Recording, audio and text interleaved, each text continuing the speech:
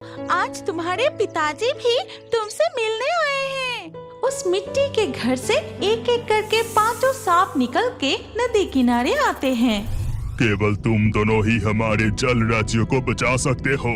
हमारे नील सागर की गहराइयों में जो भयंकर भूकंप आने वाला है, उसे केवल उस रहस्यमयी नील कमल ही रोक सकती है। समय रहते हम उस रहस्यमयी नील कमल को जरूर उस गुफा से लेकर आएंगे। जलदेव, आप हम पर भरोसा रख सकते हैं।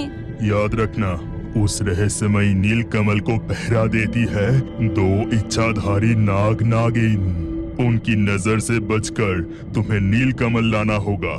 जलदेव, आपके कहे अनुसार हम अभी उस रहस्यमयी गुफा के लिए रवाना होते हैं।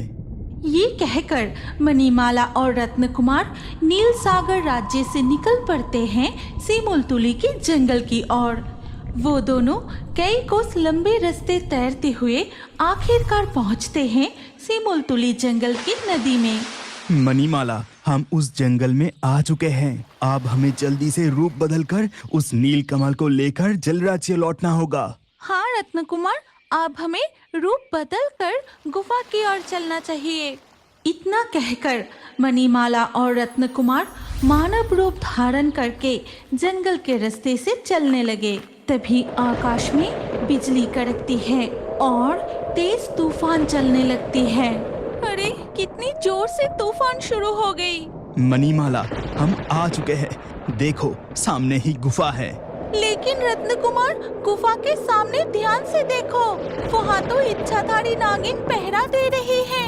अब क्या करें? ध्यान से सुनो मणिमाला, अगर हम दोनों सांपों का रूप लेकर उस गुफा में प्रवेश करें तो नागिन हम दोनों पर शक नहीं करेगा। तुम बिल्कुल ठीक कह रहे हो। इसके बाद मणिमाला और रत्न कुमार 2 सांपों का रूप धारण करते हैं। फिर गुफा के पास पहुंचते ही इच्छाधारी नागिन कहती है, अरे, इस तूफान में तुम लोग पवित्र नीलकमल के दर्शन के लिए आए हो। ठीक है, जल्दी दर्शन करके गुफा से निकल आओ।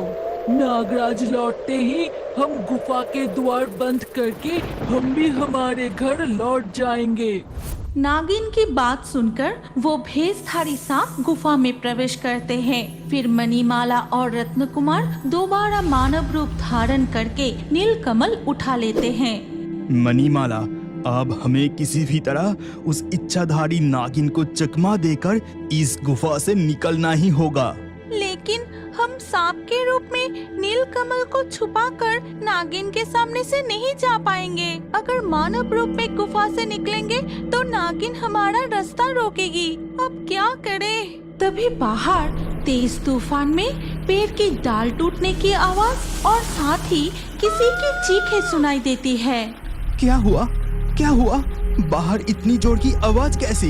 रत्न कुमार और मणिमाला धीरे धीरे गुफा से बाहर निकल के देखा कि एक पेड़ की डाल इच्छाधारी नागिन के ऊपर गिर गई है। वो हिल भी नहीं पा रही। रत्न कुमार, यही मौका है। नागिन अब फंस गई है। हमें तुरंत यहाँ से भाग जाना चाहिए। लेकिन मणिमाला, नागिन घायल है। मुझे बचाओ, मुझे यहाँ से बाहर निकालो, रक्षा करो। मणिमाला और रत्न कुमार बिना समय गवाए नदी किनारे चले जाते हैं। फिर